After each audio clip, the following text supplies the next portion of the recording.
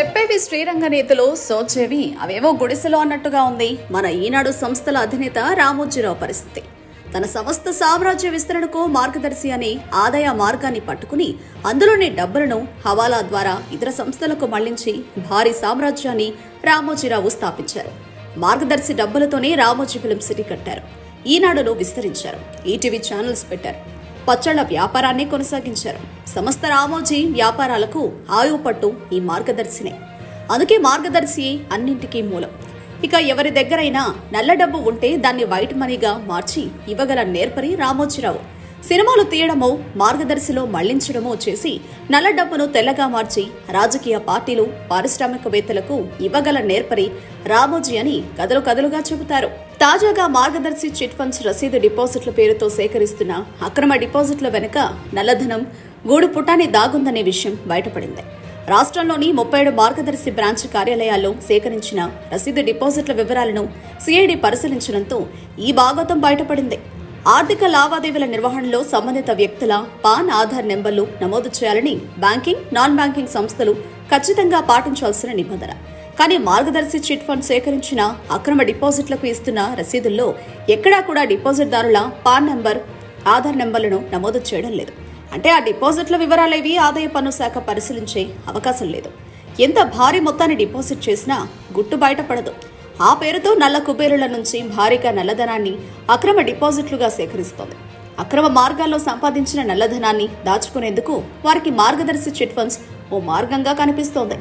జాతీయ బ్యాంకులు సేవింగ్స్ ఖాతాలపై 5% కంటే అధికంగా వడ్డీ చెల్లిస్తున్నాయి. మార్గదర్శి చిట్ ఫండ్స్ కేవలం 5% వడ్డీ చెల్లిస్తామన్నా సరే డిపాజిట్లు చేస్తుండడం గమనార్హం.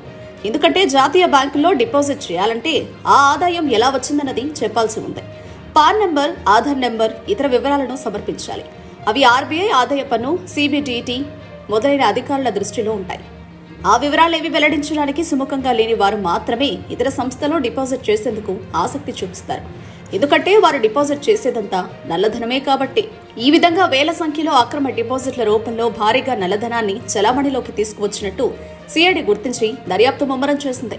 మొదటి దశలో 1 కోటికి పైగా డిపాజిట్ చేసిన దాదాపు 1000 మందిని గుర్తించింది. అంటే మొదటి దశలో 1000 కోట్ల అక్రమ డిపాజిట్లపై దృష్టి సారించింది. ఆ విధంగా డిపాజిట్ చేసిన 1 కోటి రూపాయల నిధులు ఏ ఆదాయ మార్గంలో వచ్చాయో తెలపాలని నోటీసుల్లో పేర్కొంది. కానీ ఇప్పటి వరకు ఎవరూ సిఐడి నోటీసులకు సమాధానం ఇవ్వనేలేదు. దీనిపై మార్గదర్శి చిట్ ఫండ్స్ ఉద్యోగులను ప్రశ్నిస్తే విస్మయకర సమాధానం ఇచ్చారు.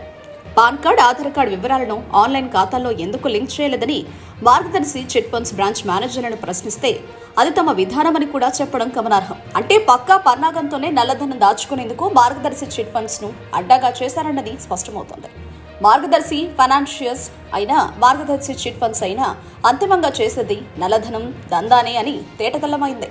అందుకోసం రసీదు డిపాజిట్లు, భవిష్యత్తు చందాలు, గోష్ఠి చందాదారులు ఇలా అనేక పేర్లతో రామోజీరావు సాగిస్తున్న అక్రమ ఆర్థిక సామ్రాజ్యమే మార్గదర్శి చిట్ ఫండ్స్ అని స్టాంపులు, రిజిస్ట్రేషన్లు శాఖ సిఐడి సోదాల్లో ఆధారాలతో సహా బట్టబయలైంది. అందుకే తమ దర్యాప్తులో భాగంగా ఆ అంశాలపై సమాధానం చెప్పమంటే రామోజీరావు, ఆయన కోడలు శైలజా కిరణ్ ముఖం చాటేశారు.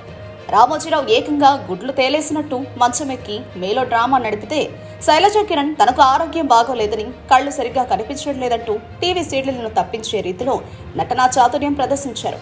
కానీ సోదాల్లో బయటపడిన ఆధారాలు అబద్ధం చెప్పవు కదా. అందుకే ఆ ఆధారాలతోనే మార్గదర్శి చిట్ ఫండ్స్ పై సిఐడి కేసు నమోదు చేసి దర్యాప్తు వేగవంతం చేయడం రామోజీ అక్రమ ఆర్థిక సామ్రాజ్యం పునాదులతో సహా కదులుతోంది. ఇలా రాష్ట్రంలో వేల సంఖ్యలో గోష్ఠి చందాదారుల పేరిట చిట్టీలు తెరిచి భారీగా నల్లధనాన్ని అక్రమ డిపాజిట్లుగా చెలామణిలోకి తీసుకొస్తున్నారు. ఆ విధంగా వేల కోట్ల రూపాయల నల్లధనాన్ని చెలామణిలోకి తీసుకురావడం రామోజీరావుకే చెల్లింది. మార్గదర్శి చిట్ ఫండ్స్ కార్యాలయాల్లో సిఐడి సోదాలు చేయగా అటువంటి గోష్ఠి చందాదారుల చిట్టీలు గుట్టలు గుట్టలుగా బయటపడ్డాయి. ఉత్తుత్తి చెక్కులతో బ్లాక్ మ్యాజిక్ మార్గదర్శి చిట్ ఫండ్స్ కార్యాలయం నుంచి అక్రమంగా తమ సొంత కంపెనీలోకి పెట్టుబడులుగా తరలిస్తున్న నల్లధనానికి మసిపూసి మారేడుకాయ చేసేందుకు రామోజీరావు చిత్తుల మారి ఎత్తులు వేస్తున్నారు. ఏటా మార్చి 31న మార్గదర్శి చిట్ ఫండ్స్ కార్యాలయాల్లో బ్యాలెన్స్ షీట్లు చూపించాలి. కానీ అప్పటికే ఆ నిధులను అక్రమంగా తమ సొంత కంపెనీలు Usha Kiran media private limited, Ushodaya ఎంటర్ప్రైజెస్లతో పాటు మ్యూచువల్ ఫండ్స్ కంపెనీలోకి తరలించేస్తున్నారు. కానీ మార్చి 31న బ్యాలెన్స్ షీట్తో సరిపోవాలి. అందుకోసం మార్చి 31న పెద్ద సంఖ్యలో చందాదారులు చెక్కుల రూపంలో చిట్టీలు మొత్తం చెల్లించినట్టుగా చూపిస్తున్నారు. నిబంధనల ప్రకారం ఆ చెక్కులను 90 రోజుల్లో నగదుగా మార్చాలి. కానీ మార్గదర్శి చిట్ ఫండ్స్ మాత్రం ఆ చెక్కులను నగదుగా మార్చి బ్యాంకు ఖాతాలో జమ చేసినట్టు చూపించడం లేదు. అంటే మార్చి 31న బ్యాలెన్స్ షీట్ పూర్తి కాగానే ఆ చెక్కులను గుట్టుచప్పుడు కాకుండా మాయం చేస్తోంది. ఎందుకంటే అవన్నీ ఉత్తుత్తి చెక్కులే. ఆ ఖాతాలో నగదు ఉండదు. ఆ చెక్కులు బ్యాంకులో వేసినా ఎన్కాష్ కావు. కేవలం చిట్స్ రిజిస్ట్రార్ రిజర్వ్ బ్యాంకును బురిడి కొట్టించేందుకు ఈ ఉత్తుత్తి చెక్కులతో కనికట్టు చేస్తోంది. ఆ విధంగా ఏటా మార్చి 31న దాదాపు 550 కోట్ల విలువైన చెక్కులను మార్గదర్శి చిట్ ఫండ్స్ చూపిస్తోంది. అంటే ఏటా దాదాపు 550 కోట్ల నల్లధనాన్ని గుట్టుగా దాటేస్తోందన్నది సుస్పష్టం. ఇలా దశాబ్దాల నుంచి ఏటా 550 కోట్ల చొప్పున నల్లధనం దందా సాగిస్తుండడం రామోజీ బరి తెగింపునకు నిదర్శనం.